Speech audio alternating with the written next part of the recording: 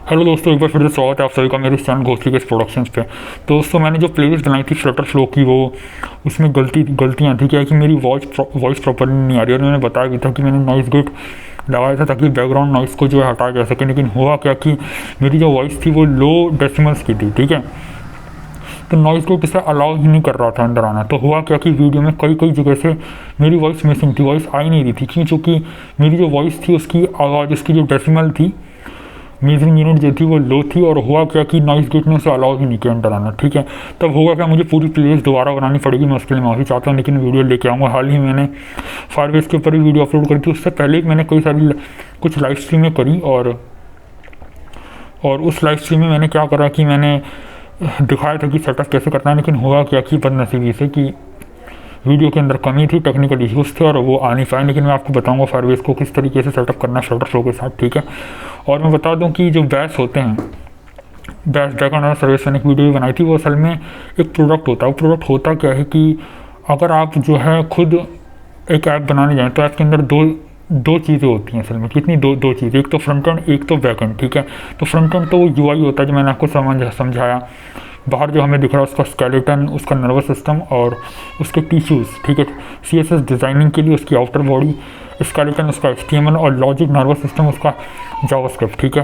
तो अब बैकएंड क्या होता है? बैकएंड के अंदर डेटाबेस होता है जहाँ पे डेटा स्टोर होता है, उसका ब्रेन हो गया, ठीक है। साथ में उसके अंदर का लॉजिक, ठीक है, बैकएंड का लॉजिक, ठीक है। और साथ और लॉजिक के अंदर क्या होगा? लॉजिक के अंदर जब आप भी किसी भी वेबसाइट पे, वेब पे आप लॉगिन या साइन अप करते हो, ठीक है, तो लॉगिन और साइन अप की जो फंक्शनैलिटी है वो कोई फ्रंट एंड में नहीं लिखी होती, ठीक है। उसका फॉर्म आपको दिख जाएगा साइन अप का, ठीक है, लेकिन उसकी जो फंक्शनैलिटी है और साथ ही जो कुकीज़ है, जैसे हमने लॉगिन की तो मुझे कुकी मिल जाएगी, मुझे दोबारा लॉगिन करने की ज़रूरत नहीं। लेकिन अगर वो कुकी डिलीट हो गई ब्राउज़र से तो फिर मुझे दोबारा से लॉगिन करना पड़ेगा, ठीक है। तो वो फंक्शनैलिटी बैकएंड में लिखी जाती है। किसमें? बैकएंड में। तो और मैं पहले ही बता चुका हूँ, वेब ऐप और वेबसाइट अलग होती है। वेबसाइट के अंदर वेब पेजेस होते हैं, वेब एक प्रॉपर फंक्शनैलिटी होती है। वेब ऐप एक प्रॉपर सॉफ्टवेयर होता है जिसे वेब के ऊपर डिलीवर किया जाता है, इंटरनेट के ऊपर डिलीवर किया जाता है। जैसे वेब एडिटर वी.io हो गया और क्लिकचैम्प हो गया, वो एक वेब सॉफ्टवेयर हैं, वेब ऐप्स हैं। तो वो वेब ऐप्स हैं। वेबसाइट कैसे? जैसे यूट्यूब हो गया, जैसे नेटफ्लिक्स हो गई, वो वेबसाइट्स हैं, ठीक है। तो वेब ऐप अलग होता है, वेबसाइट अलग होती है, ठीक है, बता रहा हूँ।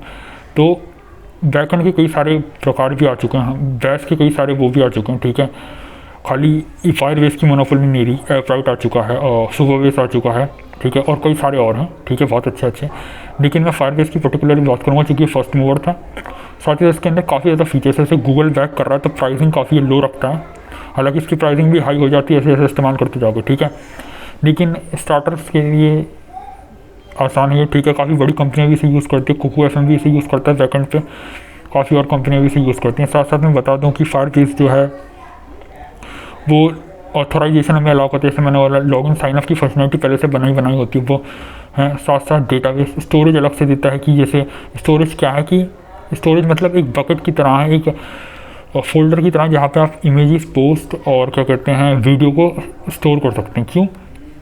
क्योंकि डेटाबेस के अंदर तो सिर्फ यूज़र का डेटा जाता है, ठीक है। लेकिन जो दूसरी चीज़ें हैं इसके अंदर, कोई यूज़र पोस्ट कर रहा है, कोई वीडियो अपलोड कर रहा है, कोई डेटा शेयर कर रहा है, तो वो डेटा एक्स्ट्रा डेटाबेस में ना रखकर वो जो है स्टोरेज के अंदर डाल दिया था। तो ऐसे कई सारे फीचर्स अलाउ करता है। टेस्टिंग अलाउ करता है, ठीक है, कि आप टेस्ट कर सकते हैं, A/B टेस्टिंग कर सकते हैं कि कुछ यूज़र्स को ये इंटरफेस दिखाओ, कुछ यूज़र्स को ये इंटरफेस दिखाओ, और जो इंटरफेस अच्छा होगा उसी इंटरफेस को इम्प्लीमेंट कर दो, उसी UI को इम्प्लीमेंट कर दो या उसी फीचर को इम्प्लीमेंट कर दो, ठीक है।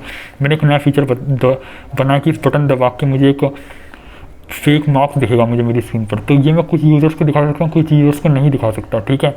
ये ऐसा कर सकता हूँ मैं फायरबेस के साथ। कुछ यूज़र्स को बटन दिखेगा, कुछ यूज़र्स को बटन नहीं दिखेगा अपने ऐप में, ठीक है।